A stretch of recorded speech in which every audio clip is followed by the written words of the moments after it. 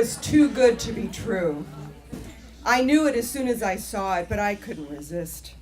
I pulled a dime out of my purse and set it down on the checkout desk at the Friends of the Library bookstore. At the very least, it would make a great gag gift. A retiree with Coke bottle glasses ambled up to the desk. "Let's see what you got there." I showed him the book. Jumpstart Your Metabolism. How to Lose Weight by Changing the Way You Breathe. He flipped through the pages and read off the back jacket. "Take a deep breath and take off the weight. That's a good one." That's what I thought too. I had nothing to lose but 10 cents and my love handles, the belly fat I seemed never to be able to shed. When I got home from the library, I placed the breathing book on a pile with others that sounded promising at the time. I knew it would be a while before I gave this one any attention, so to remind myself to breathe, I made a sign and posted it on the refrigerator. I wanted to remember to take big breaths, so I embellished the A. Perhaps I'd take a deep breath instead of opening the refrigerator door. Now, I'm one of those people who eat healthy, mostly organic, somewhat gluten-free, quasi-paleo. I'm the person who brings the raw, spiralized vegetable salad to the potluck. What keeps me from the reality of a flat stomach is I'm too lazy to do sit-ups. That, and a penchant for Haagen-Dazs chocolate peanut butter ice cream, dark chocolate candy bars, and freshly baked almond flour cookies. When I look back, it must have started the night I put that sign up on the refrigerator door. I started binging on strange things I don't normally eat. Dill pickles with almond butter, celery dipped in hot sauce mixed with strawberry jam. My hands were moving faster than my brain could sort it out. While I've always been prone to couch potato snacking over bad reality TV, I don't typically eat handfuls of chocolate chips right out of the Costco bag. The first night it happened, I thought it was a fluke. Maybe I was watching too many cooking shows. But after a few nights, I started getting worried. This had never happened before. I could not stop eating. I was consuming a week's worth of snacks in one sitting, force-feeding myself until my stomach hurt. I fantasized about geese and ducks raised for foie gras, a tube crammed down their gullets for continual feeding. I wondered if my own liver was becoming grotesquely enlarged. But rather than being held captive by a poultry farmer, I was in some sort of a trance state. As soon as I finished dinner, I'd head for the refrigerator and start trolling. Apple slices with horseradish and feta cheese, popcorn with sauerkraut, Greek olives with mint jelly, whatever I could pull from old jars in the back of the refrigerator. I felt like a contestant on Chopped. Except, instead of making something delectable from bizarre ingredients, I was just stuffing everything indiscriminately into my pie hole. There was a wildness to my pursuit of condiment jars, as if some unmet hunger had been unleashed. I felt frantic, gorging on flavors that cycled from sweet to salty to sour to sweet, flavors I could barely taste anymore. I worried I might be suffering from a nutritional deficiency. Maybe I needed more zinc. Mostly, I just wanted more. It only happened when I was at home, not when I went out. But eventually I would have to go home.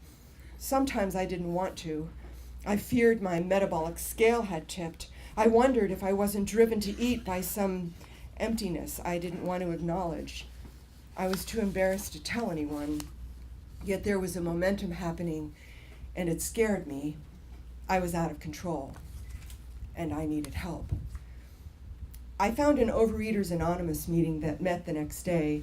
It was held in an industrial park off Mission Gorge Road. I'd never been to an OA meeting before, just Al-Anon decades ago, but I knew the drill. There were half a dozen people there, some fat, some thin, some normal.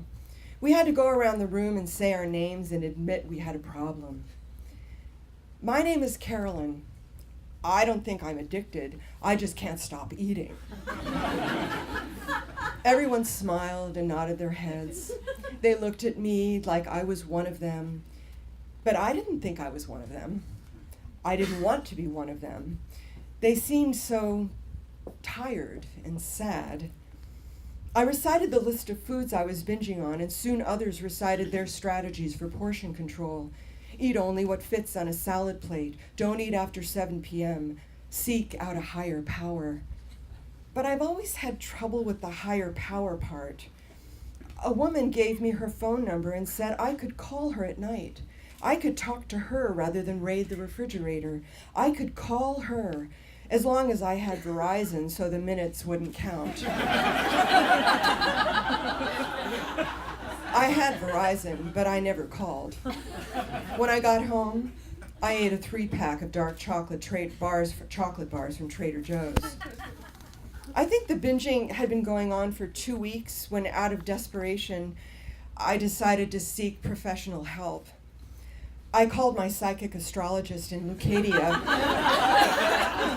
Pam Crane. I see her every year on my birthday, and she always gets to the root of whatever is troubling me.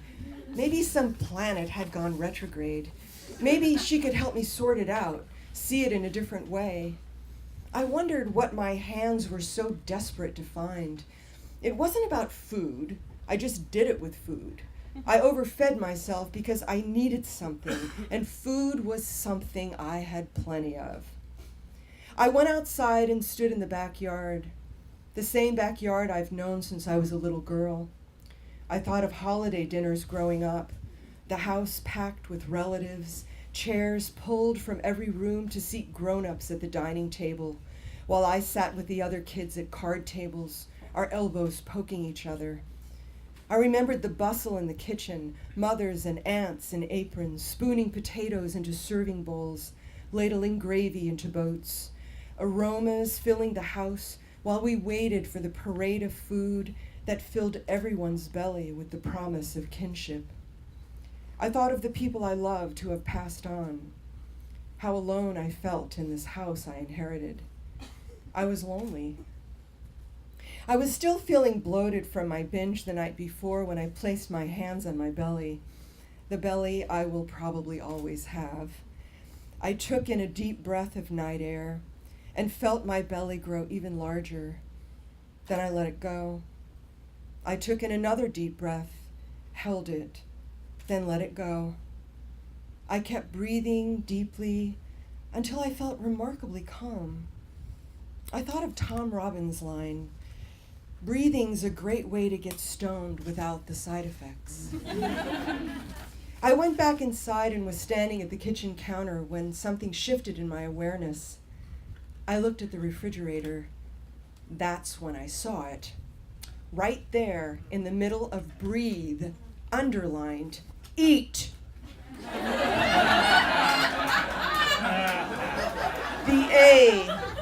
The A embellished with an uvula like a gaping maw. Monstrous, insatiable, greedy. The awareness hit me with a sharp intake of breath. How could I not have seen that? I pulled the sign off the refrigerator and felt an immediate sense of relief. I didn't think it was possible that I was simply responding to a hidden message. Years ago, I had trained as a hypnotherapist, but never pursued it. I guess I wasn't convinced that it really worked. Maybe this was my proof for the power of the subconscious mind. Still, there had to be more to it. We have to eat. We have to breathe.